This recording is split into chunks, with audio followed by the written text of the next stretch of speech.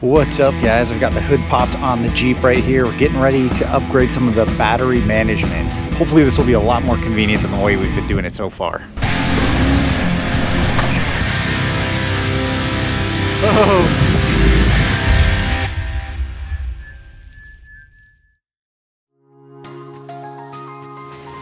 So we've got ourselves a new battery and we're just cleaning out this battery tray right here.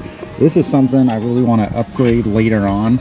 This thing's just old and rusted, you know, and I've sprayed some spray paint on it over the years, but it's really just not enough. You can see I've got these clamps kind of loaded up with everything. I really like this style because you can clamp everything to this bigger bolt and then just use this smaller one to tighten it. We'll see what our new terminals are going to fit on.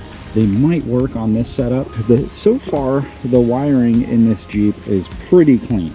I mean, some of it that I'm not using is kind of waterproofed in this bag. The rest of it's zip tied. It's pretty clean. I want to keep it that way. One of the issues I've been having is I have a slight parasitic draw in the Jeep. And so when it sits for a long time, the battery will be dead. And, you know, I don't drive it a lot. I pretty much just drive it for wheeling. Or if I want to charge up the battery, I kind of just drive it around on some errands. It usually has to be on a trickle charger. I've been using this NOCO Genius 1. This thing has just been great. I've used this for years. Plug it into an extension cord. The other clamps go on the Jeep up there and I just let it sit. The problem with this is, number one, sometimes I forget to disconnect it.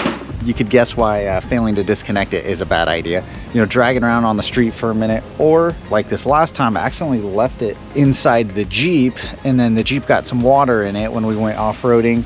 And I don't think this thing was really rated for that. It's hard to tell, but right there you can kind of see there's some water inside it. This thing does take power, but it's not charging the battery. That's a whole different issue. I don't even know if this thing's working anymore. I'm gonna have to test it out on another battery, but what I decided to do is do an onboard battery management system. But I'm gonna go through NOCO again because this thing has been so great. I also have a couple of these boost packs from NOCO. This thing I've used a million times. It works awesome. It's got a flashlight on one end. You know, you can use it to power pretty much anything, charge your phone, and it comes with some cables so you can jump the battery. These rock. Check out the description for a link to this thing. There's a couple different sizes. This one works really well for me. We have the new trickle charger in here. Let's open it up and see what it comes with.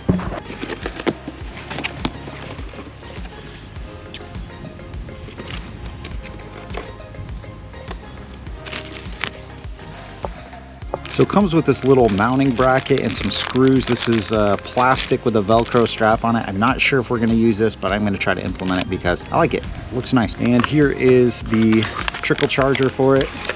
All right, so I don't know what that is. Maybe 2 feet of cord on this end. Let's take this tie off. We've got probably another 2 feet here. So this is not a really long system. If your battery's in your back of your truck or something like that, I could see that being a problem. But can always just match this gauge of wire and extend it. Got a inline fuse there, super tight connection. So that's the big difference for this system, is this one is designed to be on your vehicle. So yeah, it's gonna be under the hood. It should be able to take this weather a lot better.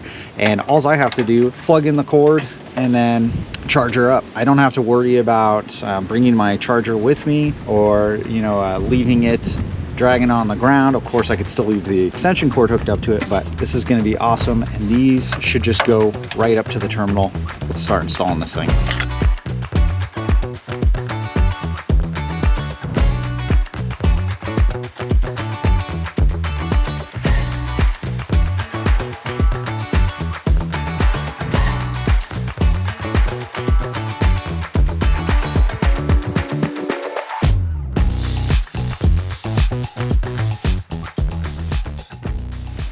All right, so there it is. It's just zip tied on for now. I made this little bracket with this spine on it a couple of years ago. And on the old battery, this, I think it's about 1 inch, fit between these two caps right here. It doesn't fit like that anymore because this is a different battery. Even though it's the same size, it's just configured a little bit differently. So I have the battery kind of scooched over towards the passenger side. You can see it's all the way up against this bracket. But then instead of using the screws, I just put a zip tie through this spine for now because I think later on, I'm going to put a dual battery setup on here, probably a sideways one. We'll tackle it at that time, but I just have these old rubber bumpers on here and these butterfly nuts that help hold this down. Then we've got the strap right here that holds the NOCO charger on there.